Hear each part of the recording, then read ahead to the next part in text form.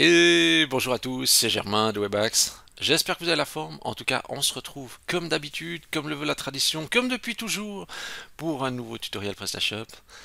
Aujourd'hui, on va voir ensemble comment créer une traction forte vers votre PrestaShop.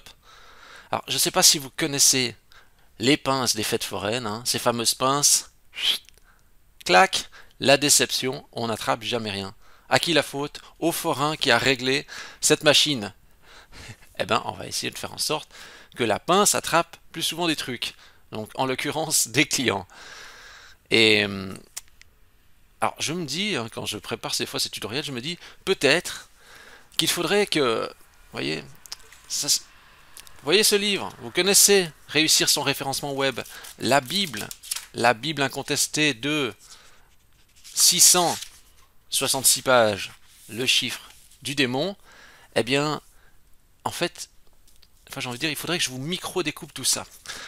Mais euh, des fois, je pense quand même qu'il y a énormément de notions qui sont indirectes à ça et qui influencent grandement votre référencement. Et vous allez voir, c'est ce qu'on va regarder ensemble. Et je pense qu'ils sont tout aussi importants. Et on a tendance vraiment à oublier tout ça, hormis toute cette partie de la technique. J'ai l'impression que on essaye de nous bourriner ce type de livre, alors qu'il y a des fondements essentiels sur lesquels on peut vraiment travailler. Et je pense qu'énormément de gens et de prestataires e-commerce, même spécialisés, ne comprennent rien à ce qu'est le commerce. Et donc, ils appliquent des méthodes euh, du web, mais le web, c'est la réalité transposée, on va dire, de manière digitale. Et ça, j'ai l'impression que vraiment, il y a beaucoup de gens qui ont tendance à l'oublier. Et vous allez voir, en fait, on s'inquiète souvent concernant le produit, on se dit, ah, c'est peut-être pas le bon produit, il faudrait peut-être que j'aille d'autres articles, etc. Et vous allez voir que les articles, les produits, c'est pas le plus important. Étonnamment, et je vais vous prouver, hein, c'est la vérité, je vais vous montrer des cas où le produit, c'est pas le plus important, ce qui est assez incroyable, parce que finalement on dit, bon, si on va acheter quelque chose, le produit qui est le plus important. Et en fait, non, vous allez voir que c'est pas le point prioritaire. Vous allez vraiment rire, je vous promets, avec des cas vraiment concrets que je vis chaque semaine, où j'achète, ou voilà. On y viendra tout à l'heure. Euh, et puis, il y a aussi la notion de, vous pensez que les produits c'est le plus important? Bah, on pourrait se dire, ok, moi j'aime bien prendre l'exemple des, je sais pas, des smartphones, des iPhones dernière génération, etc.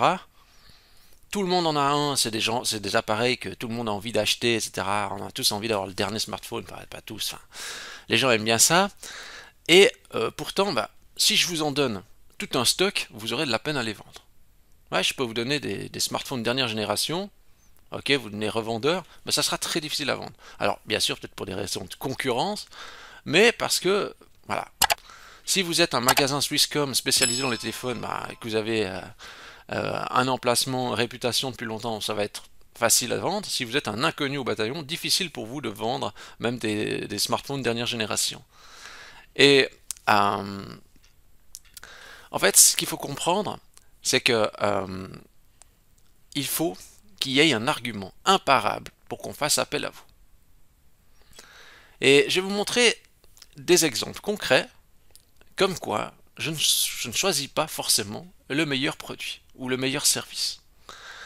Et ce qui est important en fait, c'est que au niveau du référencement, c'est que des gens pensent à vous quand ils ont besoin de quelque chose. Je n'ai pas dit qu'ils vous trouvent tout de suite dans Google, qu'ils pensent à vous quand ils ont besoin de quelque chose. Et le prix concurrentiel, ce n'est pas un levier de traction fort. C'est un levier de traction, certes, mais qui est trop dangereux à exploiter parce que c'est toujours tiré vers le bas. Et à force de tirer vers le bas, inévitablement, ça a conduit à votre chute. Hein. Et si on peut vendre, pourquoi vendre moins cher si on peut vendre, on va dire, plus cher ou à un tarif égal aux autres? Voilà. Je crois que tout est dit. On va rentrer plus en détail dans le sujet. C'est parti, go. Alors, moi ce que je vais vous montrer, c'est découverte de votre boutique PrestaShop.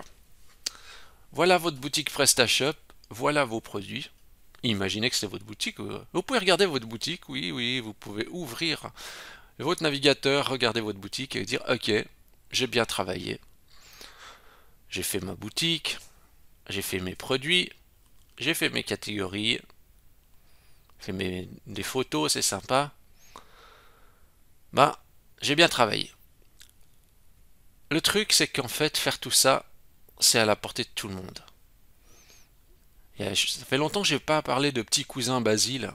Petit cousin Basile, aujourd'hui, ben, je pense qu'il arrive à arriver à ce niveau, hein. Petit cousin Basile, il a créé aussi des catégories, il arrive à faire des fiches produits. Il est fort, petit cousin Basile. Et vous, vous devez quand même être meilleur que petit cousin Basile. Alors, il faut se poser des questions. Et de se dire, ok, maintenant, l'attraction forte, elle est où, quoi? Et c'est quelque chose d'évident, et c'est comme je vous ai dit avant, quand je vous ai montré le livre, à réussir son référencement web, qui est vraiment top, hein. Olivier Andrieux, qui est vraiment la référence. Mais je peux bien vous jeter le livre dessus, et vous dire, lisez ça. Il faut vraiment en amont arriver à bien comprendre où est-ce qu'elle sera votre action forte. Alors, je vais vous prendre un exemple. Je vais rentrer dans le vif du sujet. Chaque semaine, personnellement, je fais les courses online. Donc, ça veut dire que je vais acheter la nourriture online. En Suisse, il y a deux gros hein, pour acheter de la nourriture. Enfin, il y a deux grosses sociétés. Il y a Coop et il y a Migros. Est-ce que vous savez... Alors, lequel je préfère? Alors, lequel je préfère? Je préfère les produits de la Coop. J'aime mieux les produits de la Coop. Voilà, j'aime mieux l'assortiment de la Coop et je préfère acheter à la Coop. Mais en réalité, je commande à la Migros. Alors, je préfère ici et je commande ici. Donc ça veut dire qu'en fait, les produits que je vais consommer, c'est des produits entre guillemets que j'aime moins. Ce qui est totalement aberrant, vous allez dire. Et à dire, ouais, mais c'est certainement pour le prix. Non, pas forcément, parce que c'est pas forcément vraiment moins cher la Migros. Eh bien, pourquoi? Eh bien, parce qu'en fait, il y a deux raisons à cela. L'application pour acheter online, donc depuis le smartphone, chez la Migros, elle est plus rapide, elle bug moins, et les créneaux de livraison et la capacité, on va dire, de Migros à livrer le client est meilleure que Coop. Ça fait plus longtemps qu'ils sont là. D'ailleurs, j'ai un panneau. Ah, je peux pas vous montrer. J'ai un panneau au mur. J'ai mis ça fixé dans un petit cadre.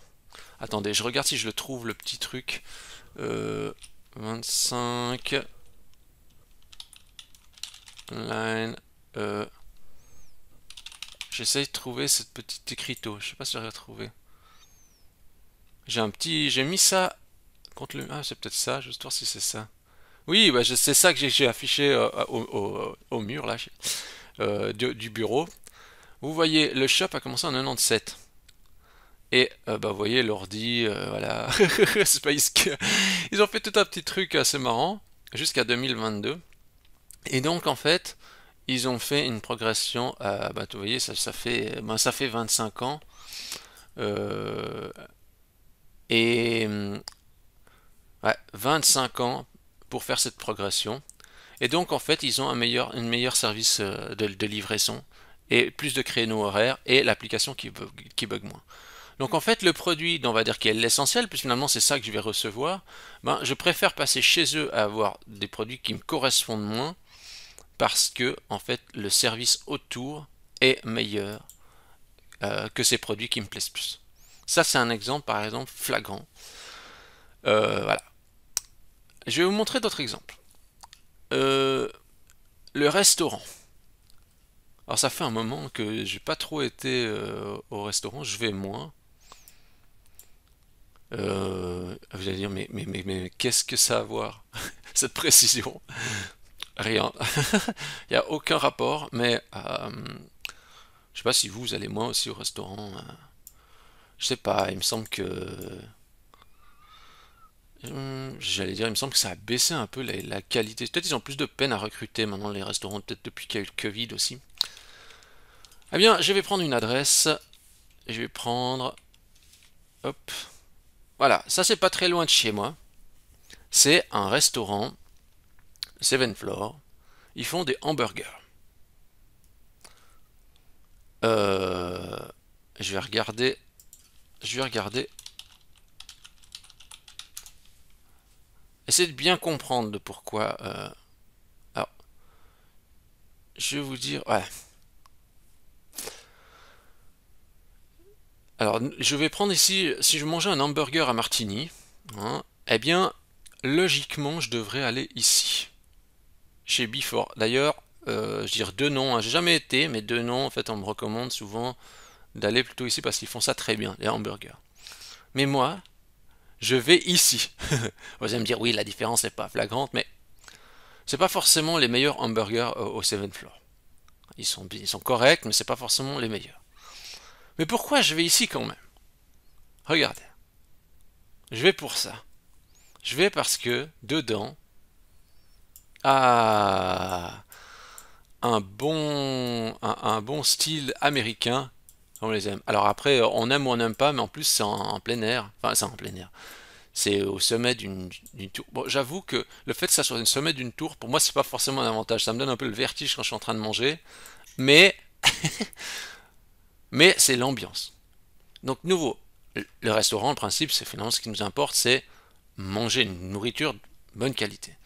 Et ici, j'ai envie de dire, bon, ben finalement, je me dis, ah, ok, même si c'est correct la nourriture et pas non plus démentiel, ben je préférerais aller là parce que je suis dans l'ambiance. Et si je suis dans l'ambiance et que je mange un hamburger correct, j'ai l'impression que le hamburger, il est vraiment bon, juste parce que je suis dans l'ambiance du truc.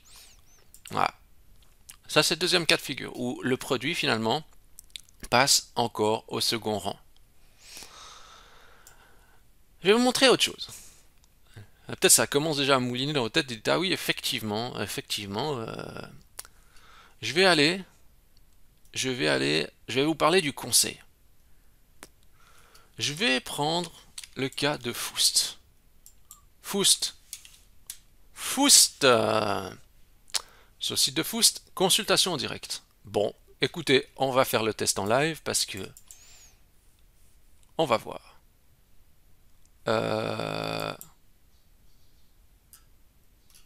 Voilà. Un lave-vaisselle. Je vais vraiment prendre un produit au hasard. Ah, je peux démarrer un chat et je peux faire conseil produit vidéo. Chat en direct. Bonjour.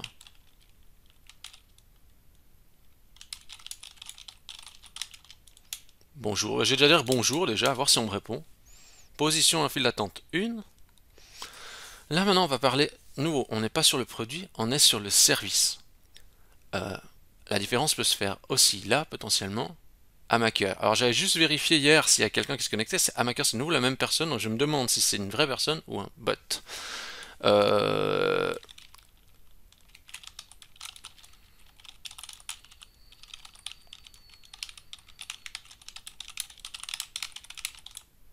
Quel est le meilleur lave-vaisselle de votre gamme?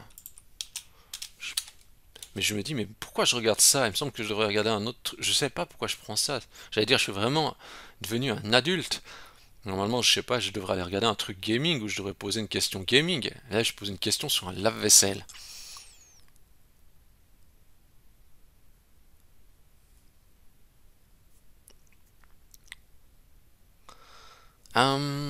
Et en fait, ce que je vais vous parler, en attendant qu'il réponde, je vais juste... En fait, le service à la personne est souvent assez mauvais. Et vous pouvez faire aussi toute une différence là-dessus. Donc ça veut dire que vous achetez chez une société qui n'est pas forcément la moins chère ou pas forcément la plus compétitive. Alors attention, qu'est-ce qui s'est passé ici? Qu'est-ce qu'il a fait, là? Millet. Millet. Millet, mais on dirait quelqu'un qui... Cette réponse m'a fait rire.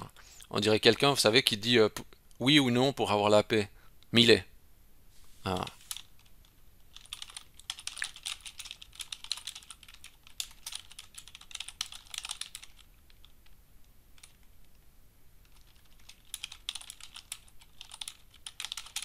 Je le teste hein, pour voir. Je teste un petit peu pour voir qu'est-ce que...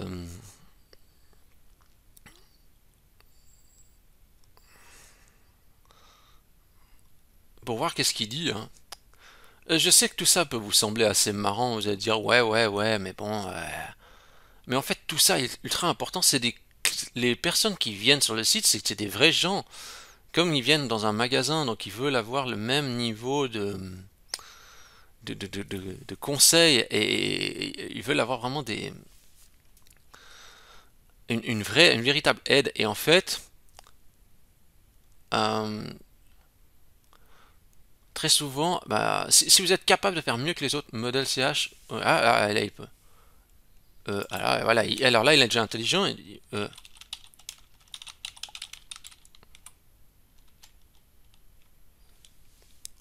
Déjà,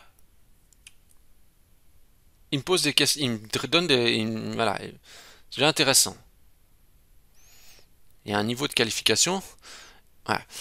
Et alors vous de votre côté, si jamais vous voulez mettre un système de chat, hein, vous pouvez essayer de regarder du côté de Tidio.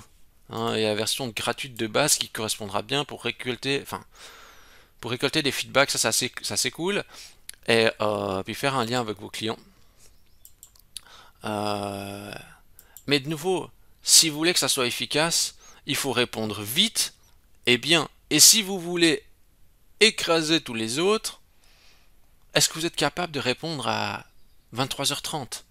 Faites des choses que les autres ne sont pas capables. Foust, je pense que si on va poser des questions à 1h du mat, ils répondent pas. Vous allez me dire, oui, mais moi à 1h du mat, je dors. Je comprends. Mais si vous êtes seul aux commandes et que ça vous permet de vivre de votre activité, de répondre de temps en temps à 1h du mat, est-ce que ça vaut pas la peine de répondre à 1h du mat? Je dis pas que vous allez devoir faire ça toute votre vie, mais sur une période de votre vie, peut-être ça vaut la peine de répondre à 1h du mat pour réussir à avoir des clients. Et elle va me dire, ouais, mais est-ce que toi tu te lèverais à 1h du mat? Non, pas, j'entendrai pas la notification du chat, forcément. Je dormirai trop fort. Alors j'attends. Qu'est-ce qu'ils nous disent? Voilà. Ah, partiellement intégré. Ah, et il est quand même intelligent. Partiellement intégré. Totalement intégré ou partiellement intégré? Euh, euh, voilà. Il m'aide et j'aime bien. J'aime bien. Là, j'aime bien. J'y reviendrai plus tard parce que voilà, vous avez compris. Mais le fait, c'est que il faut vraiment être super bon sur la qualité des réponses et la vitesse à la vitesse à laquelle vous répondez. Vous pouvez faire la différence. Il y a trop de services de chat qui ils mettent des bots qui sont nuls, ou alors des personnes qui ne connaissent rien du tout à la branche et des recrutés au pied levé pour pas cher, et ça ne fonctionne pas. Il faut un vrai expert derrière qui réponde. Ok. Oh là là, là il a répondu. Qu'est-ce qu'il nous dit? Ah, il nous en a donné plusieurs. Il monte des tsugs. Bon. Vous trouverez un nanana, très bonne marque. Ok. Ah mais ah oui, il parle en allemand. Parce que je fais afficher l'original. J'ai l'impression qu'il parle en allemand. Non mais pas sûr. Non non, je suis pas sûr de ça. Merci. Est-ce que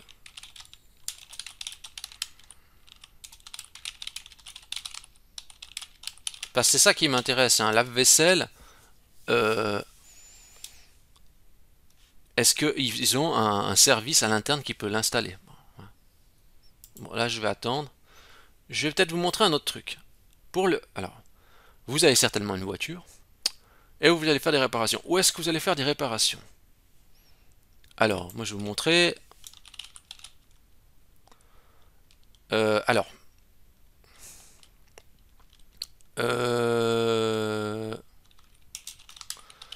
moi j'ai une voiture américaine. Alors, une Pontiac.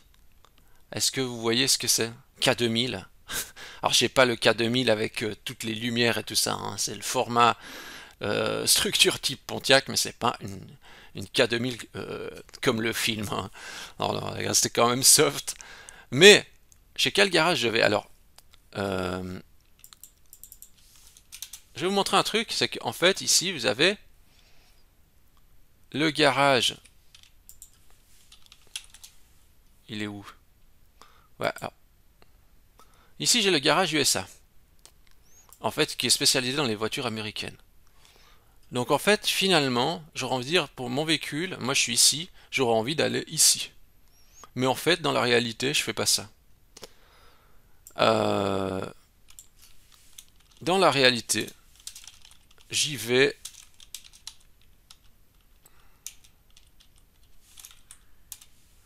Je vais ici. Alors, ce qui est marrant, c'est qu'en fait, est-ce que cette société est plus compétente qu'une autre? Ils font le travail correctement, à un prix qui est correct. Mais pourquoi je vais pas chez le spécialiste là-bas? Eux aussi, ils font un travail correct. Mais ici, déjà, rien que le fait de passer une entreprise de proximité. En fait, je vais chez eux uniquement parce qu'ils sont à côté de chez moi. Alors vous allez me dire, oui, mais avec mon site, etc. Ben, en fait, si vous avez un contact de proximité fort, ça peut aussi faire la différence. Parce que, voilà, je viens, je pose mon véhicule, je prends mon vélo, hop, je viens au travail. Voilà, après je pars au travail, hop, hop, voilà. Je pars au travail, voilà. Je viens au travail dans la zone, j'arrive pas à trouver où je suis zone. C'est, oui, je suis par ici. Voilà. Ah non, bah je suis là en fait, où il y a déjà ici. Ici à King Avenue aussi, donc ouais, je suis par là. Voilà. Donc en fait, c'est juste parce que c'est à proximité et finalement, je suis d'accord. Enfin, si vous voulez, idéalement, il faudrait le top pour réparer le véhicule, le spécialiste de la chose. Mais je suis d'accord d'aller chez quelqu'un qui est moins spécialisé, juste parce qu'il est à côté, parce que pour mon propre confort, c'est plus agréable. Euh, Et en fait, si vous voulez, bah, je cherche pas forcément la meilleure réparation possible. Je cherche à avoir une réparation qui, ok, par une société qui n'est pas forcément spécialisée sur ce type de véhicule. Alors finalement, on rechercherait idéalement le spécialiste de la chose. Mais là, c'est pas le cas. Donc, à nouveau, vous voyez un exemple où finalement le produit ou le service n'est pas forcément le plus important. Le plus important, c'est que j'ai pas besoin de faire X allers-retours, qu'on m'amène, qu'on vienne me rechercher, tout ça. Attendez, je vais juste aller voir qu'est-ce qu'ils nous disent le truc là. Oui, Fous propose est, est incluse dans l'élimination, voilà là.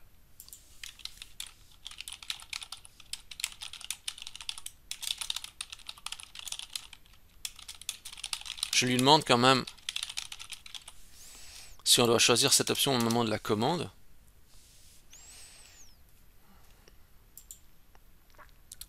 Voilà. Je vais prendre un autre exemple. Je vais prendre l'autre jour, je voulais. Alors j'allais dire, je voulais acheter un vélo. Enfin, je voulais acheter. J'en ai déjà un qui fonctionne, mais je sais pas pourquoi. Des fois, je me dis, ah, ça serait bien si j'avais un peu un neuf là. Voilà, c'est juste l'envie d'acheter un vélo.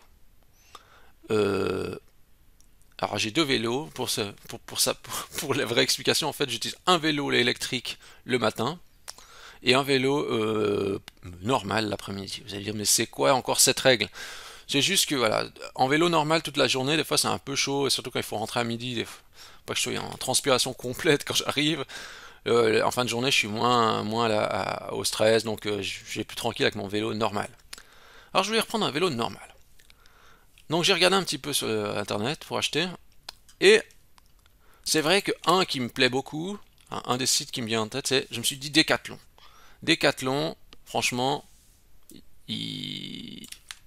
je vais prendre, hop, je me suis dit, voyez, un vélo neuf, 280 francs, c'est quand même, ouais, c'est pas cher, c'est un prix, mais bon, pour quelque chose que vous utilisez tous les jours, j'ai dit pendant un an, ça fait même pas un franc par jour, hein, donc voilà. Mais au moment, au moment d'acheter le produit, j'ai vu, alors de nouveau, livraison à domicile 49 francs, ce que je comprends tout à fait. Euh, 49 francs, c'est normal, hein. Les frais de port, c'est pas gratuit, et il y a des coûts et il faut les payer. Mais, à ça, il y a un autre truc, c'est que bon, j'ai dit, bon, je regarde quand même chez Galaxus, qui est vraiment ce vélo aussi. Je me dis, ah ouais, il est sympa, il est sympa. Vous allez dire, ouais, mais il est basique, etc. Nouveau, je pense qu'on est en train de devenir complètement maboule avec tous ces vélos.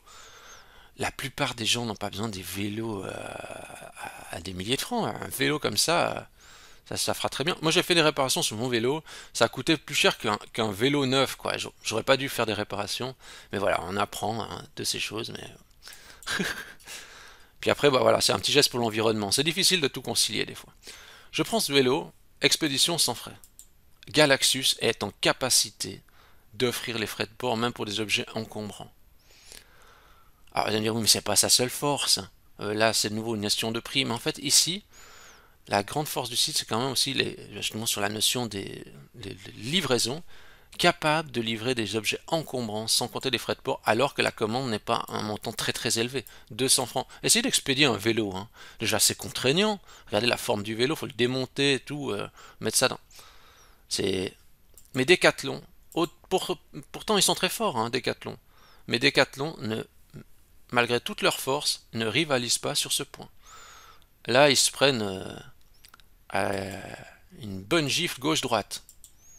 Alors après, vous allez dire, c'est pas le même vélo et tout ça. Mais ce que je veux dire par là, c'est que pour 200 francs, j'ai un vélo qui arrive chez moi. Voilà. Qu'est-ce que je demande de plus? Alors, on va me dire, oui, mais c'est quoi l'avantage ici? C'est la capacité, je dirais, Galaxus, d'expédier des gros colis sans compter les frais de port pour le client. Alors, je dis pas que vous devez faire ça, mais c'est juste pour vous montrer le genre de choses qui se passent. Et moi, je vois ça en tant que client, je me dis, waouh, c'est quand même fou, quoi. C'est fou et il est probable que je prenne mon prochain vélo. Ça me marque tellement dehors ça, je me dis, c'est probable que je prenne mon prochain vélo chez Galaxus. Voilà. Je vais prendre encore. Qu'est-ce qu'ils nous ont dit nos amis là de. Oui, ok. Et il a tout répondu à ma question. Ils ont parfaitement répondu à ma question. Et l'affaire, on va dire entre guillemets, est bouclée. Je vulgarise, mais en gros, c'est ça. Donc, si vous êtes capable de répondre ça, notez ce chat. Allez, top. Voilà. Ça, il aura peut-être une promotion à la fin du mois. Et ça, c'est cool. Et là, je prends une dernière chose. Allez, regardez. Je vais aller sur Malte. C'est l'endroit où se trouvent des développeurs quand vous voulez chercher quelqu'un. Est-ce que ces gens-là, écoutez bien, ces gens-là sont meilleurs que moi, certainement. Ils sont certainement meilleurs que moi. Il y a certainement plein de gens ici qui codent mieux que moi, qui ont un niveau de compétence technique plus élevé que le mien. Mais pourtant, ça ne veut pas dire forcément que pour eux c'est plus facile. Pourtant, ils sont meilleurs. Mais alors pourquoi les clients ils feraient appel, par exemple, à Webaxe et pas forcément à ces personnes-là? Quel est l'intérêt? Ces personnes sont meilleures que moi techniquement. Nouveau, une différence, c'est que moi je me suis basé en Suisse et en fait, l'une de mes approches, c'est que moi j'essaie d'utiliser l'argent du client comme si c'était le mien. Mon but, c'est pas de faire des boutiques PrestaShop qui sont dingues, qui sont incroyables. C'est de faire des boutiques PrestaShop qui sont en capacité de vendre. Et c'est très différent. Vous avez plein de gens, plein d'experts qui veulent faire du code, qui veulent utiliser la dernière technologie X ou Y, mais qui oublient la problématique la plus essentielle du client, vendre.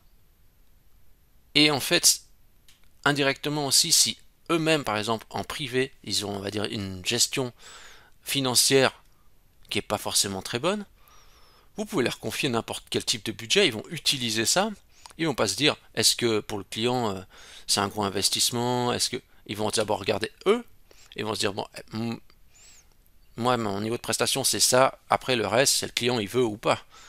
Mon approche est différente. Je regarde d'abord vraiment le client, est-ce que c'est rentable pour lui? Qu'est-ce qui est le plus intéressant?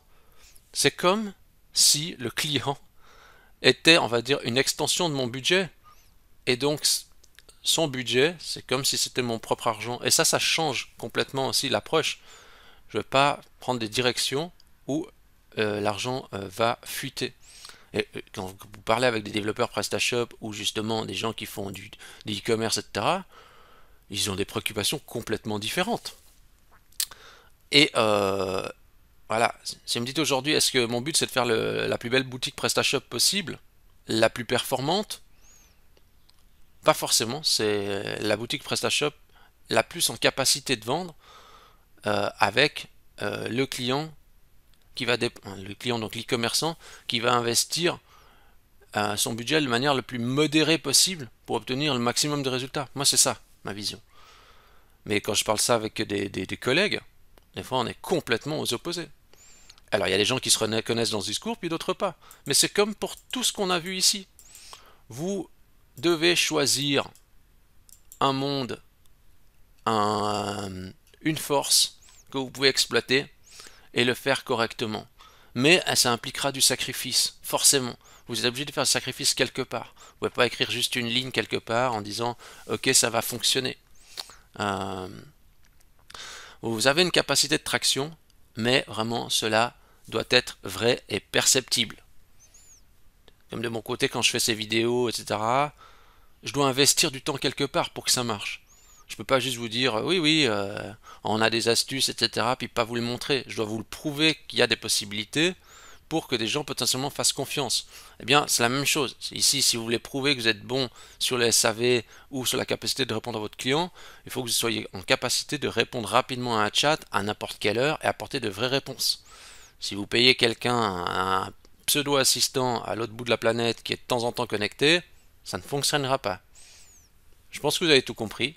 Je vous ai montré différents exemples. Maintenant, c'est à vous de faire un petit peu la réflexion et voir quelles sont les pistes que vous pouvez exploiter et en choisir une. Vous n'avez pas besoin de faire 36, une, mais bien, et qui soit différenciante par rapport à tout ce qu'on peut trouver aujourd'hui sur le marché. Si vous avez aimé cette vidéo, vous pouvez liker la vidéo, vous pouvez vous abonner à la chaîne YouTube, vous pouvez noter Webax dans Google. Regardez comme je suis content, j'attends une notation, ça me fait toujours plaisir. Et sur ce, je vous dis à la semaine prochaine, bonne fin de semaine à tous.